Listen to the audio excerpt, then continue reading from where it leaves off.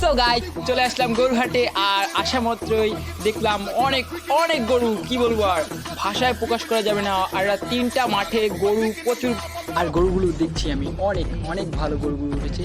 আমাদের এই গরুর হাটটি হচ্ছে বাগেরহাট জেলার কচুয়া থানার চারঘাটা নামে এই হাটটি।